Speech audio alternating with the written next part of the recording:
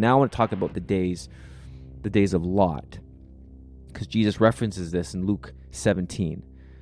And so we have to understand that as you're reading the biblical text, so after Genesis 6, we get to Genesis chapter 12, and when we get into the story of Israel, we run into this conundrum, because we're not told exactly how this happened, but the conditions that were on the earth before the flood, that we just explained in great detail, also happened after the flood.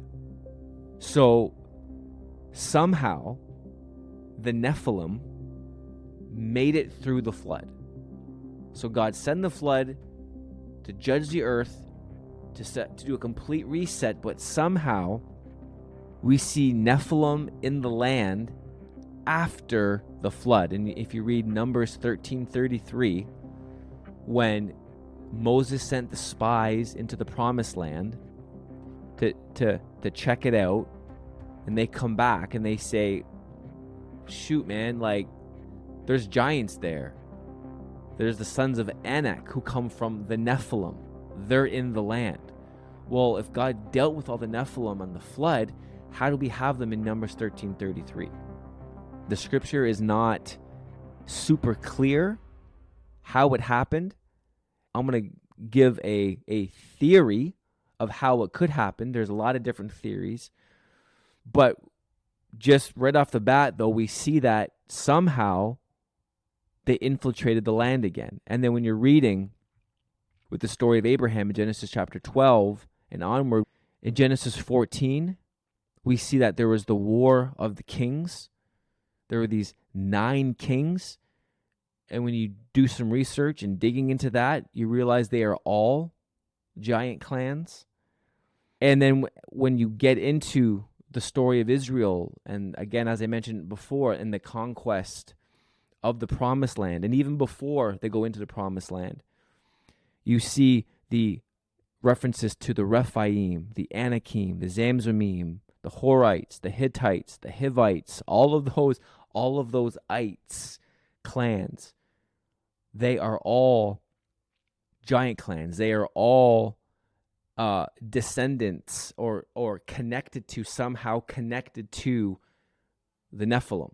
And so you can see the enemy, like his plan. So somehow God apparently dealt with it with the flood, stopped his plan there, but then after the flood, we see it happening everywhere, and we see not only have they infiltrated the land, but they've infiltrated the promised land that God has promised for his people. It's not a coincidence that the devil's like, okay, God's promised Israel this land over here. Let's go fill it with giant clans. Let's go fill it with my race of people again. Then that leads into the story of Sodom and Gomorrah. Because Sodom and Gomorrah fits right in. They are known as giant clan cities. So they're not just typically human cities here, but there's a lot of speculation and a lot of evidence that lends to the idea that this potentially could be hybridized people. But let's just dive into the story a little bit and see what we can see here. So we all know the story of Sodom and Gomorrah, right? These 3 angels, one of them is actually the angel of the Lord, appears to Abraham, and he tells Abraham, I'm going to destroy the cities. And Abraham's like, well, Lot there, my nephew lives there. And so they go through this whole, bartering process, and it gets down to, if there's 5 righteous people left, then I'm not going to destroy the city. But then ultimately, through the conversation, the angels go down there, and there's no one righteous in the city. And so God's like, you need to get your nephew, you need to get out of there, because I'm going to destroy it. And so the angel shows up, the 2 angels show up and meet Lot.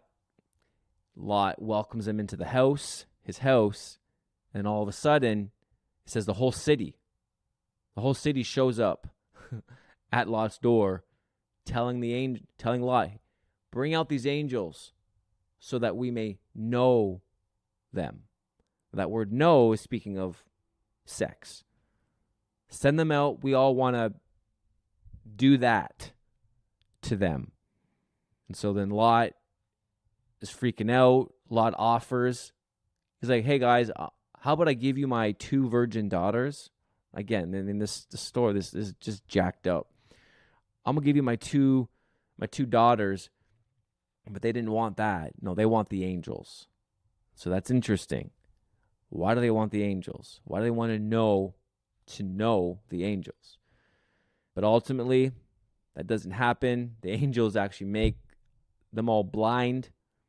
Then they leave, and then fire and brimstone happens. Cities completely obliterated. Sodom, Gomorrah, and the surrounding cities, the cities of the plain, all completely annihilated, blown off the map.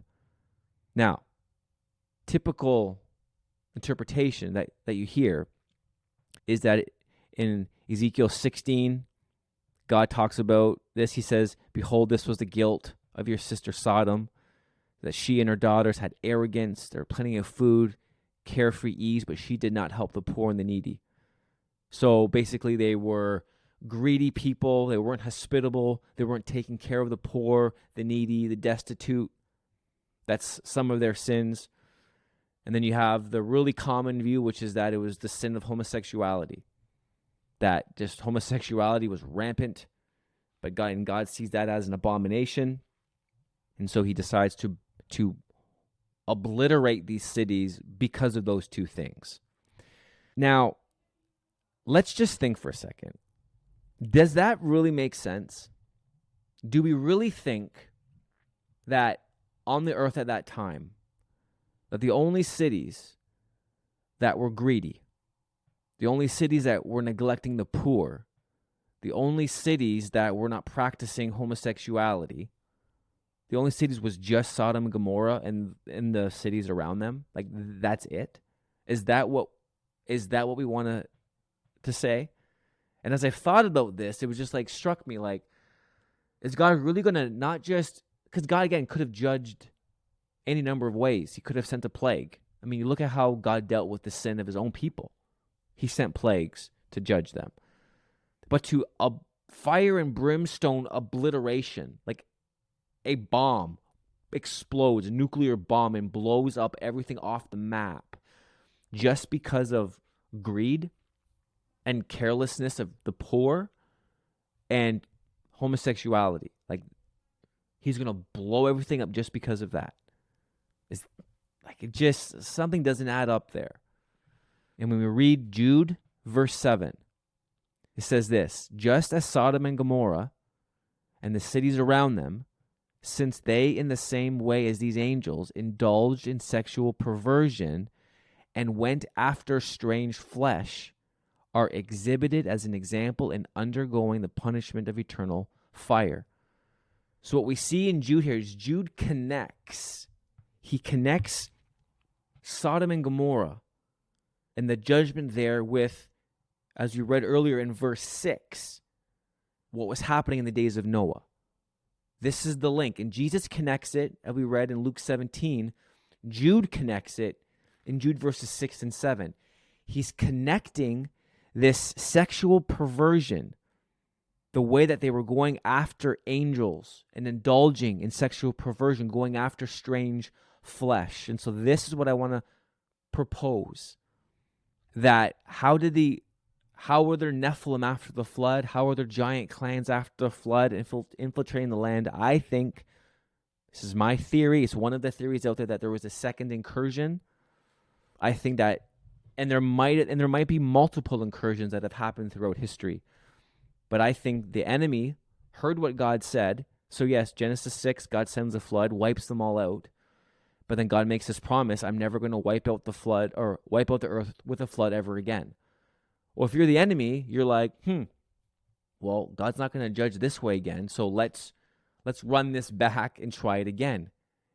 And so some scholars suggest that ground zero for this second incursion was Sodom and Gomorrah and that area. This is where a fresh batch, fallen angels, came and begin to proliferate just like they did before the flood. Because when you look at Sodom and Gomorrah and you compare it and you look at Jude 6 and 7 and what Jesus said, he's going to obliterate these cities for the same reason he wiped out the earth with the flood.